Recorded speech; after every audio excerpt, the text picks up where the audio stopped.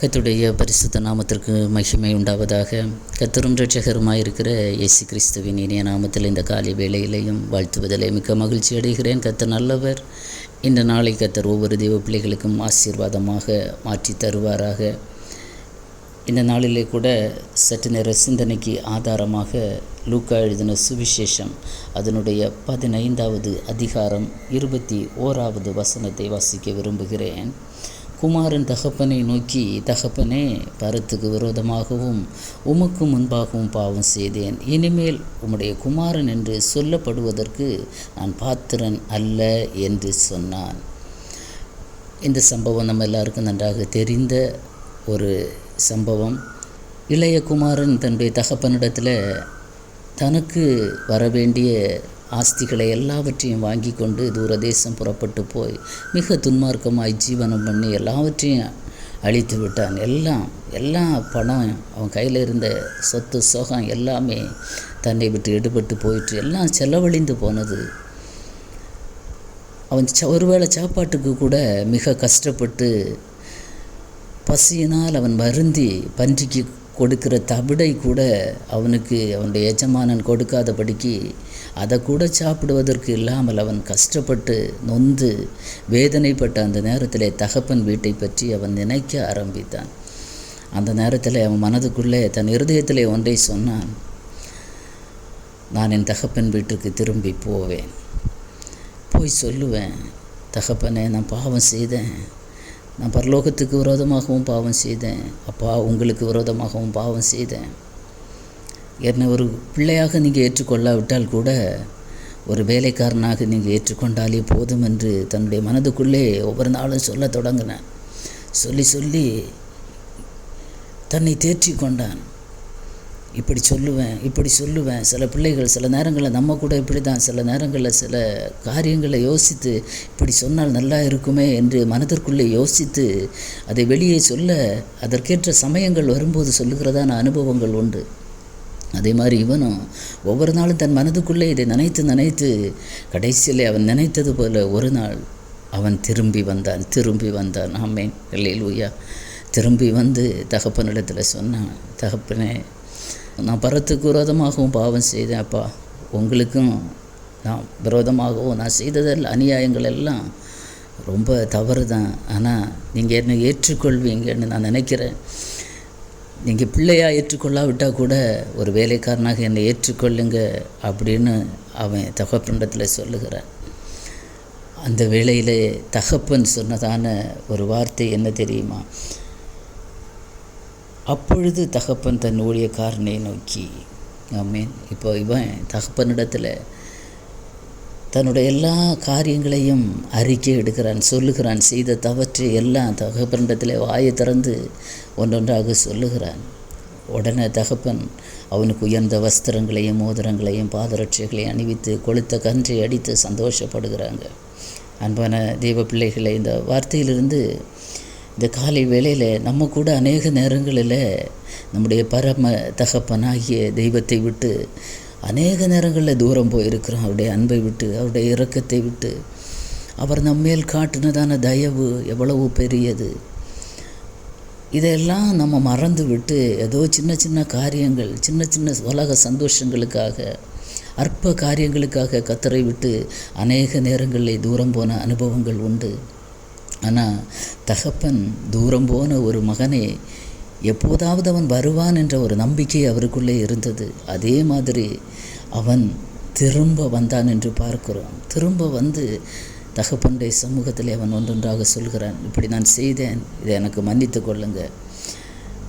ஒரு மகனாக இல்லாவிட்டால் கூட ஒரு வேலைக்காரனாக ஏற்றுக்கொள்ளுங்கள் என்று அவன் தகப்பனிடத்தில் வேண்டிக் கொண்டான். ஆனால் தகப்பன் செய்தது என்ன தெரியுமா? வேலைக்காரனாக அல்ல, மகனாகவே ஏற்றுக்கொண்டார். இதே மாதிரி தான் நம்முடைய பரம தகப்பனாகிய இயேசுவும். அல்லேலூயா.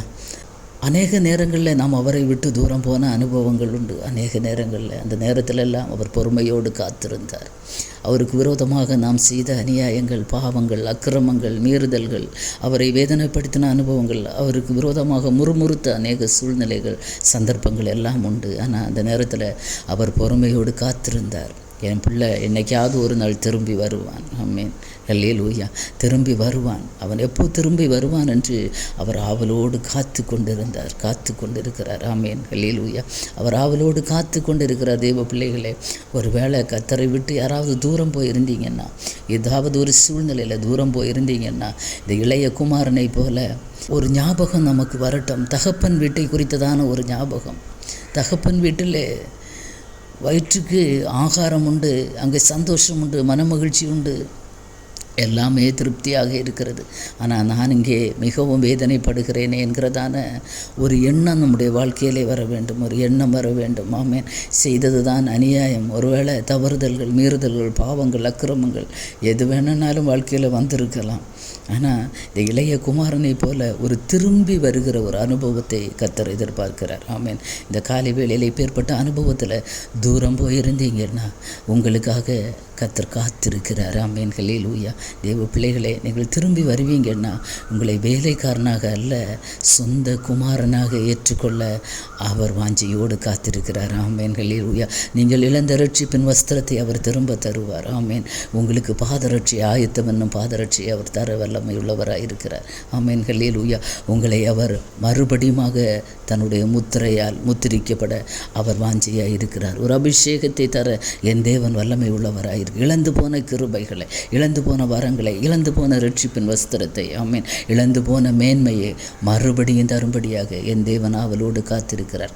நாம் திரும்பி வருவோமா? ஆமேன். நாம் செய்ய வேண்டியது, ஆண்டவரே நான் பாவம் செய்தேன் என்கிறதான ஒரு உணர்வு, பாவ உணர்வு நம்முடைய வாழ்க்கையில் வர வேண்டும். ஏன்னா தன் பாவங்களை மறைக்கிறவன் வாழ்வடைய மாட்டான். அதை அறிக்கை செய்து விட்டு விடுகிறவனோ இரக்கம் வருவான் என்று பரிசுத்த வேதாகமும் நமக்கு கற்றுக் கொடுக்கிறது. ஆகவே எந்த சூழ்நிலையில், எப்பேற்பட்ட அனுபவத்தில் தகப்பன் வீட்டை விட்டு தூரமாய் போயிருந்தீங்கன்னா அந்த தகப்பன் உங்களுக்காக காத்திருக்கிறார். ஆமேன். ஹல்லேலூயா. கல்வாரி சிலுவையிலே அவர் சிந்தின இரத்தம், ஆமேன், ஹல்லேலூயா, உங்களை காத்திருக்க வைக்கிறது. உங்களுக்காக காத்திருக்கிறார் அவர். ஆமேன். பிதாவாகிய தேவன் நம்மேல் வைத்த அன்பினால, இரக்கத்தினால தன்னுடைய சொந்த குமாரனை இந்த உலகத்துக்கு அனுப்பினார். ஆமேன். அவர் கல்வாரி சிலுவையிலே இரத்தத்தை சிந்தி நம்மை மீட்டு கொண்டார். மறுபடியும் நாம் பாவம் செய்யும் போது, ஆமேன், அந்த கிரயத்தின் மேன்மையை நாம் புரிந்து கொள்ளும்படியாக அந்த தெய்வம் நமக்காக காத்திருக்கிறார். நாம் திரும்பி வந்து அவருடைய பாதத்தில், தகப்பனே உமக்கு விரோதமாக பாவம் செய்தேன், பரத்துக்கு விரோதமாகவும் பாவம் செய்தேன், என்னை மன்னிங்க, என்னை ஏற்றுக்கொள்ளுங்கள் என்று மனஸ்தாபப்படுவோம் என்றால் அவர் நம்மை திரும்பவும் ஏற்றுக்கொண்டு ஒரு பிள்ளையாக அவர் மாற்றி, ஒரு புது சிருஷ்டியாக நம்மை மாற்றி இந்த காலை வேளையிலே மறுபடியும் நம்முடைய நிலையிலே நம்மை நிறுத்த அவர் வல்லவராயிருக்கிறார். தேவ பிள்ளைகளே, ஏதாவது ஒரு சூழ்நிலையில் தூரம் போயிருந்தீங்கன்னா தகப்பன் வீட்டை நினைத்து கொள்ளுங்கள். ஆமேன். அல்லேலூயா. தகப்பன் வீட்டை நினைங்க. அல்லேலூயா. அந்த தகப்பன் உங்களுக்காக காத்திருக்கிறார் என்பதை மறந்து விட வேண்டாம். நீங்கள் ஓடோடி வருவீங்கன்னா அவர் ஓடி வந்து மனதுருகி உங்கள் கழுத்தை கட்டி உங்களை முத்தம் செய்து, மகனே, மகளே, உனக்காகத்தான் நான் காத்திருந்தேன், ஆமேன், உனக்காக தான் நான் இவ்வளவு பாடுகளை பட்டேன் என்று உங்களுக்காக காத்திருக்கிற அந்த தெய்வத்தை காத்திருக்க இனிமேலும் வைக்க வேண்டாம். அல்லேலூயா. ஏதாவது தவறுதல்கள் வாழ்க்கையில் வந்திருந்தால் அதெல்லாவற்றையும் விட்டு அறிக்கை செய்து தெய்வ சமூகத்திலே திரும்பி வருவோமா? கத்தறிந்த இளைய குமாரனை போல இந்த காலை வேளையிலே உங்களை சேர்த்து கொண்டு தம்முடைய பிள்ளையாக மாற்ற அவர் வல்லவராக இருக்கிறார். ஆமேன். கண்களை மூடி ஜெபிப்போமா? தகப்பனே, இந்த நல்ல காலை வேளைக்காக உமக்கு ஸ்தோத்திரம். இந்த இளைய குமாரன், ஆண்டவரே, பரத்துக்கு விரோதமாக உமக்கு முன்பாகவும் பாவம் செய்தேன் என்று அறிக்கையிட்டு தன்னை தாழ்த்தி, ஆண்டவரே, தகப்பனிடத்தில் வந்தபோது தகப்பன் சேர்த்து கொண்டார். ஆண்டவரே, தகப்பன் சேர்த்து கொண்டார். ஆண்டவரே, அப்படியானால் பரம தகப்பனாகிய நீர், ஆண்டவரே, உம்மை விட்டு நாங்கள் ஒருவேளை தூரம் போயிருந்தால், உம்மை விட்டு இதை கேட்கிற பிள்ளைகள் யாராவது அப்பா தூரம் போயிருந்தாங்க, ஆண்டவரே, உம்முடைய அன்பை நினைத்து திரும்பி வர கர்த்தர் கிருபை செய்வீராக.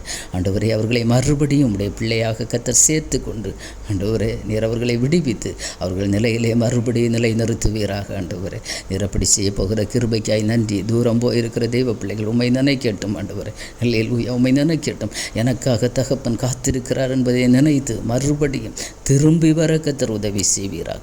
நீர் அப்படி செய்ய போகிற கிருபைக்காய் நன்றி. உங்கள் நாமத்தை மகிமைப்படுத்துங்க, ஆசீர்வதிங்க. இயேசுவின் மூலம் ஜெபத்தை கேளும் ஜீவனுள்ள நல்ல பிதாவே. ஆமேன். ஆமேன். God bless you.